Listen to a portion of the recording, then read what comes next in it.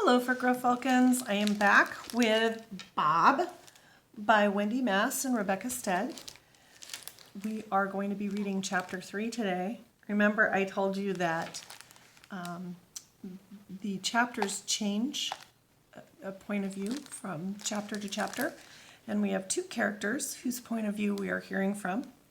And so we are back to Livy today. We have discovered that Bob is a creature that Livy has sewn a chicken suit for, and they were great friends when Livy was there visiting Grand Nicholas when she was 5, or when she was 6, but that she left. She put Bob in the closet and told him that she would be back soon, and it's been 5 years. And now she's back. And she's also, she also had trouble remembering being in Australia before. But once she started thinking about the second floor, and she started remembering the closet.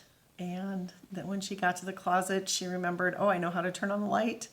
And then when she saw Bob, she immediately remembered Bob. So chapter 3, Livy. The zombie must have decided to forgive me because it, is smiling at me now.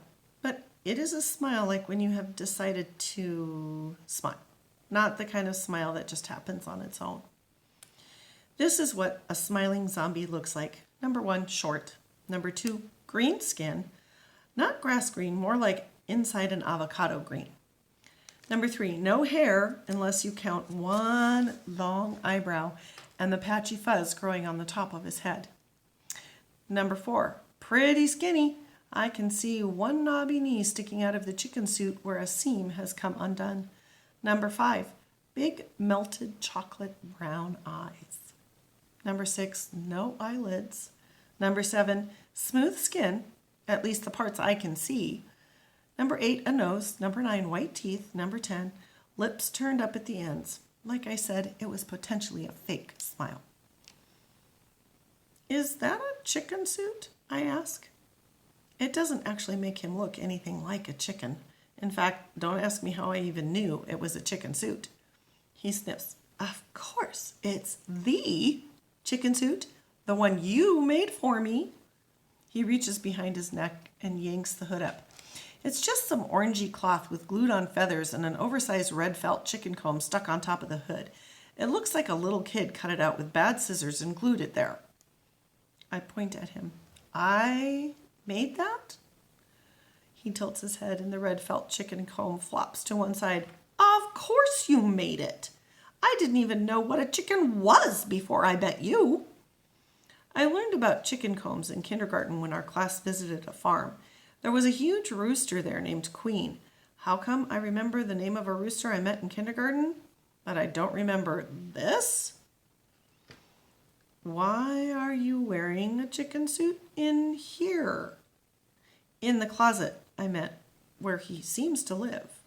He sniffs again. I am wearing it so that I will be ready. He hikes up one side of the thing and the other side droops toward the floor. Ready for what?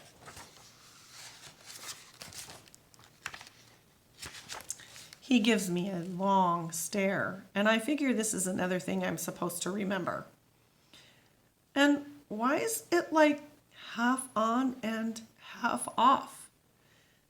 It reminds me of this kid in my class last year who always wore his coat with one arm pulled out of the sleeve. If you must know, I started to remove it about a year ago. I thought I might as well change clothes, but I'm afraid my left foot might be detached. There was an unfortunate incident involving the dictionary. You were attacked by a dictionary? I didn't say that. It was more of a tipping over. He glares at the dictionary, then strokes it like it's a pet rabbit or something. Zombie parts detach very easily, you know. If I take the rest of the chicken suit off, the foot may peel right off with it. I eye him carefully. Oh, what's your name? I ask. The zombie drops something on the floor, and I look down at his feet and see the Lego pirate. The pirate's hat has fallen off, and his little arms are stretched out toward it like he's trying to get it back. When I look up, the zombie has that mad look on his face again. You don't remember my name? He asks. Then I realize he isn't mad. His feelings are hurt. This is how a zombie looks when his feelings are hurt. Number 1, pretty much the same as before, except the one eyebrow goes up and both sides of the mouth go down. Well, I'm sure I'll remember it, I say quickly, but if you tell me now, I'll know it sooner. I don't think I will, said the zombie. I think I'll let you remember it since you're so great at remembering things. Olivia! It's Mom calling from downstairs. Lunchtime! That's me, I tell the zombie. I'm Olivia. People call me Livy. He rolls his eyes. I know your name. Then he uses one foot to nudge the Lego pirate toward his ship. He does the same with the pirate's black hat. The small pieces are really easy to lose, he mumbles. Olivia! Mom calls again. Her voice is closer this time. I have to eat, I say, but I'll be back. I pull the light cord and close the closet door. I've heard that before, he mutters from the other side. Gran has made ham and cheese sandwiches with pickles. Mom must have told her that it's my second favorite lunch after tacos. She pours us glasses of milk. Terrain, said Gran, raising her glass. Mom glances at me and then raises her glass. Terrain, she says. Then they look at me, so I say it too. Beth Ann can't even hold a glass. She just points at Gran's nose. She likes to point at people's noses. It hasn't rained in Gran's town for a long, long time, which is bad. It's called a drought. It's bad for the plants, bad for the animals, and bad for the people who live around here. Mom says the drought is why Gran doesn't have horses anymore. She couldn't feed them because her grass stopped growing. She has to share water with her neighbors, and she only gets a little bit. Mom says she'll show me how to brush my teeth a special way so I won't waste any. Livy, Gran says, when your mom leaves and it's just the two of us, I thought maybe you and I could make a cake. She shows me a fat cookbook called Women's Weekly Children's Birthday Cookbook. Livy, this is the best cake cookbook on the planet, Mom says. Cake sounds good. But I have a zombie waiting for me upstairs, and I don't really want to think about Mom leaving. And so I say it sounds great. Lunch is pretty quick because Beth Ann gets right down to what Dad calls her job, which is crying. Yes, crying is her job. And she's really good at it. No one even bothers trying to talk when she cries because she's so loud. Gran rubs Beth Ann's back while we put our heads down and eat. When I finished my sandwich, my pickle and Mom's pickle, I shout over the crying to say I'm going upstairs to read in the canopy bed. And Mom shouts back, "Great idea!" and says she'll help me find a book. I talk really loudly in the upstairs hall so that the zombie will know I'm not alone. When we walk into my room, the closet door is closed and there is no sign of him. Mom puts her hand on my shoulder and leads me to a bookshelf against the far wall. These were all mine, she says. I tilt my head to read a few titles. Alice in Wonderland, which of course I've heard of, and Snugglepot and Cuddlepie, which I haven't. Mom picks out a book with a strange cover, one half of a smiling girl and one half of a knight wearing black armor lined up so that they look like two sides of one person. Half magic, she says. I loved this when I was your age. Just think, Olivia, when you were here before, you couldn't even read. Time goes by so quickly. I lie on the bed and pretend to love Mom's book right away, even though it usually takes me a little while to love a book. She gives me a quick hug and goes back downstairs where Beth Ann is still crying. I run to the closet. The zombie is hovering over the pirate ship again, and this time with a Lego monkey in his hand. He drops the monkey and puts his hands over his ears. What, he asks, is that horrible noise? Close the door. I tell him it is only the baby doing her middle of the night crying. Is it the middle of the night, he asks. It doesn't feel like the middle of the night, though I admit that a closet is not the best place to decide what time it is. There is a certain timelessness to closets. This one, anyway. It's the middle of the night in Massachusetts, I tell him. Gran's house is 14 hours ahead of Massachusetts time. Well, he says, I guess your baby must be very good at math. But I wish you would make her stop. It's annoying, but it's her job, I tell him, and she's not my baby. Although I did name her. Mom and Dad let me because they read a book that said it might help with my adjustment to being a big sister. I have no idea why I named her Beth Ann. They probably should have named her themselves. Downstairs, the phone starts ringing. Grand Nicholas has a really loud phone because her hearing isn't so great. You can hear her phone ringing even when Beth Ann is crying. When I talk to Grand Nicholas on the phone at home, Mom always stands right behind me and tells me to speak up. And Gran always says, "Tell your mother I can hear you just fine. I've got my ears on." That's what she calls her hearing aids, her ears. I guess the phone was for Mom because now she's yelling into it and laughing. My mom hasn't seen her friends in 5 years, I tell the zombie. He looks up. Me neither.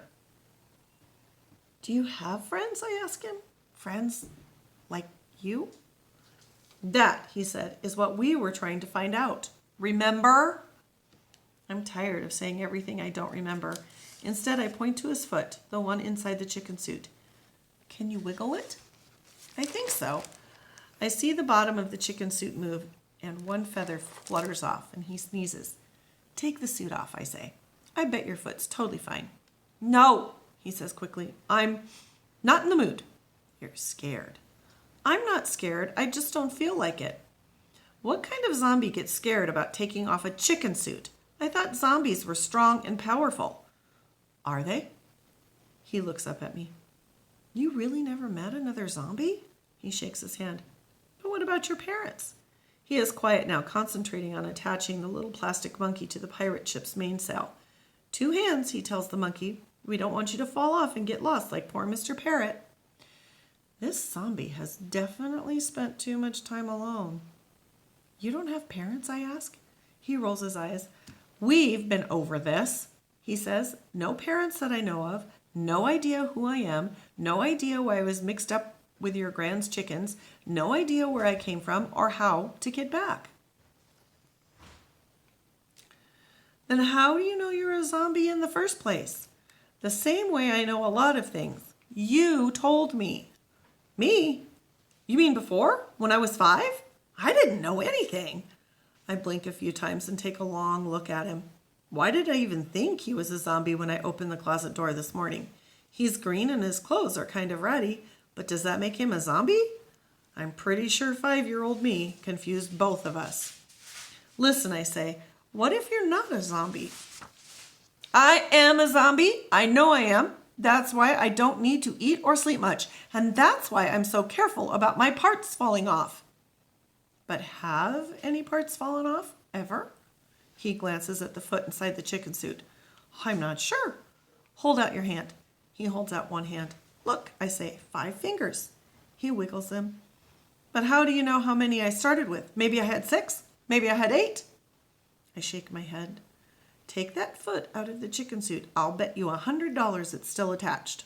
He hugs the ratty-looking orange cloth to his body. No.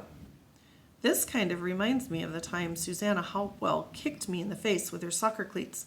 Not on purpose. We were both going after the ball. I tripped and rolled, and the bottom of her shoe scraped the whole side of my face. I covered my cheek with both hands and wouldn't let anyone look. I was too afraid of what they might see. Finally, Dad blocked the door to the field house bathroom so that I could look in the mirror by myself. There was a big gash next to my ear, but it wasn't as bad as what I had been imagining. I got 14 stitches, and Mom bought me a bag of candy corn almost as big as my backpack. Do you want to look at it by yourself? I ask him. He grunts and says, if I wanted to look at it by myself, don't you think I would have done it by now? I have an idea. I point at the huge dictionary. Let's look up zombie and see if you match the definition. He looks worried. But what if I'm not a zombie? What happens then? Well, if you're not a zombie, then your foot is still connected to your body. And that would be good news, right? He thinks and then nods. He puts 2 hands on the dictionary and pushes it along the floor, out of the closet to where I'm standing. I sit on the rug, open the dictionary to A, and then wish I'd started at the back. I have to move the pages in big clumps with both hands. The probably not really a zombie waits patiently. I get to Z and trail my finger down the pages like I've seen Dad do. I move past zest, spirited enjoyment, gusto, past zodiac, a celestial path, and land on zombie. We lean in together to read the definition. That is the end of chapter 3 today, boys and girls. It was kind of a long one. I hope you enjoyed it. I will be back tomorrow with chapter 4.